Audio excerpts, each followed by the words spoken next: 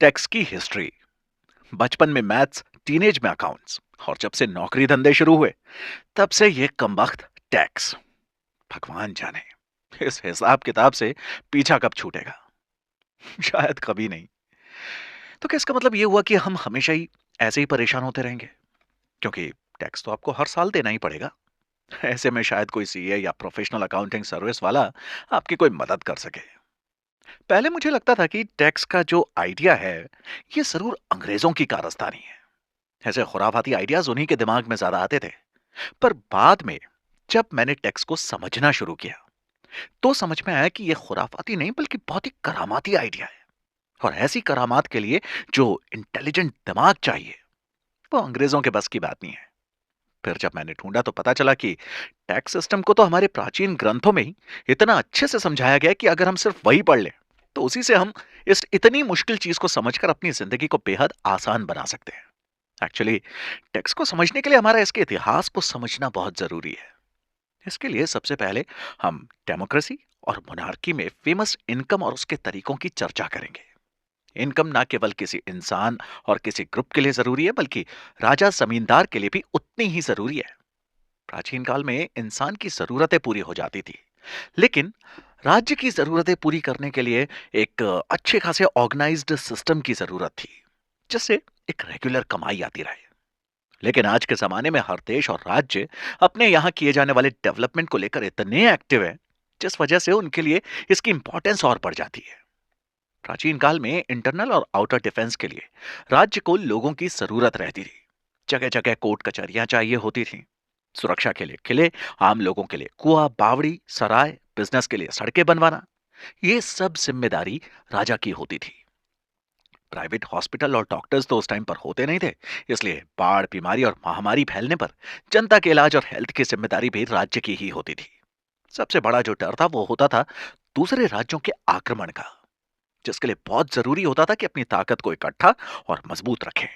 और इन सब के लिए एक इनकम की जरूरत थी, चाहे वो इनकम धातु यानी मेटल, मुद्रा यानी करेंसी, और या फिर किसी चीज के रूप में ही क्यों ना हो। भारत में इनकम टैक्स के इतिहास का पता मनुस्मृति, महर्षि मनु की लिखी हुई किताबों और अर्थशास्त्र पर कौटिल्य यानी चाणक्य के प्रसिद्ध ग्रंथ अर्थशास्त्र से मिलता है। ईवाई इंडिया में लीडिंग पॉलिसी एडवाइजर रह चुके डी के श्रीवास्तव के अकॉर्डिंग मनुस्मृति को आमतौर पर भारत में गवर्नेंस के प्रिंसिपल पर सबसे पुराना ग्रंथ माना जाता है। कौटिल्य यानी चाणक्य ने भी यह माना है कि अर्थशास्त्र को लेकर उनकी खुद की सोच भी इस ग्रंथ से बहुत इंस्पायर्ड है। यहां तक कि ब्रिटिश भारत के पहले वित्त मंत्री जेम्स विल्सन ने भी भारत में इनकम टैक्स लगाने के लिए 1860 में आयकर अधिनियम की शुरुआत करने के लिए मनुस्मृति से ही कंटेंट लिया था। लेकिन उस कंटेंट को समझाने के लिए हम पहले टैक्स को अलग अलग समय में जान लेते हैं।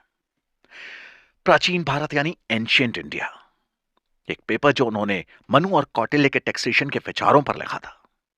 श्रीवास्तव ने मनुस्मृति के अध्याय 7 का जिक्र किया है, जो उनके अनुसार कराधान के सारे सिद्धांत बताते हैं। उनके अनुसार कराधान यानी टैक्सेशन वो है जो एक शासक को यानी कि राजा को जनता के लिए अपनी जिम्मेदारियां पूरी करने और बिजनेस चलाने वाले लोगों के लिए प्रॉफिट जनरेट करने और उसे मेंटेन करने की ताकत देता है।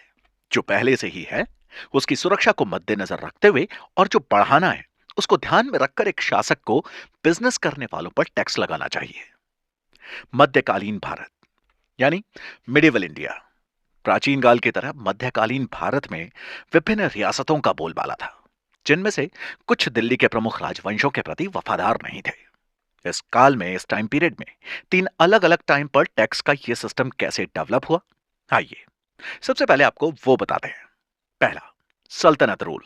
दिल्ली के सुल्तानों ने जागीरदार प्रणाली की शुरुआत की, जिसमें जागीरदार एक संपत्ति की देखरेख करता था और किराएदारों से उसका टैक्स इकट्ठा करता था। मुगलों के बनाए हुए सिस्टम को बाद में राजपूत, सिख और अंग्रेजों ने भी फॉलो किया। दिल्ली के सुल्तानों ने टैक्स से मिलने वाली इनकम को बढ़ाने के लिए कई तरीके अपनाए, जिसमें से कुछ तरीके ये हैं। पहला, खिराज। ये उनका मेन सोर्स ऑफ इनकम था, जिसमें करदाता अपनी आय या कुल उत्पादन का पांचवा हिस्सा टैक्स के तौर पर अदा करता था। अलाउद्दीन खिलजी और मोहम्मद बिन तुगलक के टाइम पर इसे बढ़ाकर आय का यानी इनकम का हाफ कर दिया गया। ये टैक्स केवल गैर मुस्लिम लोग ही देते थे। हालांकि बच्चों, औरतों और साधुओं को इससे बाहर रखा गया था। दूसरा, चुंगी। बाकी राज्यों से मिलने वाली चीजों पर 2.5 से 10% की एक्स्ट्रा इंपोर्ट ड्यूटी जो कमर्शियल चीजों पर लागू होती थी। तीसरा, ज़कात। यह मुसलमानों पर लगाया हुआ एक छोटा सा टैक्स था।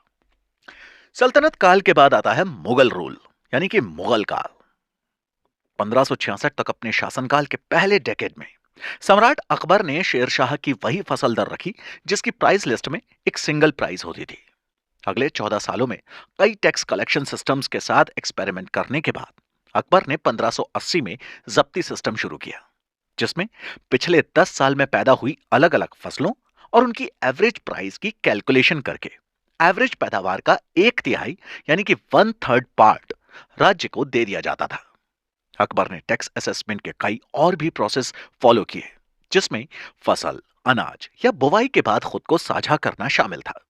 अगर सूखे, बाढ़ या किसी और कारण से फसल खराब हो जाती तो टैक्स को बट्टे खाते में डाल देते थे और किसानों को बीज, औजार और मवेशी खरीदने के लिए आर्थिक मदद दी जाती थी ताकि मुश्किल वक्त में उनकी मदद हो सके। फिर आता है मराठा रूल। छत्रपति शिवाजी महाराज ने अपने शासनकाल में रेवेन्यू सिस्टम को नजरअंदाज किया और कुछ अलग तरह के प्रोसेस किए, जैसे जागीरदार या जमींदार प्रथा को खत्म करना। दूसरा था किसानों से सीधे संबंध स्थापित करना। तीसरा था टोटल प्रोडक्शन के 2/5 हिस्से पर राज्य का हिस्सा तय करना, जो कैश, वस्तु या सेवा के तौर पर चुकाया जाए। इजी पेमेंट कंडीशंस पर अकाल वगैरह के दौरान सब्सिडी की पेशकश। टोटल प्रोडक्शन का 1/4 के बराबर विशेष चौथ कर शिवाजी की सेना इस टैक्स सिस्टम से बाहर रखी गई थी। और फिर आता है मॉडर्न इंडिया।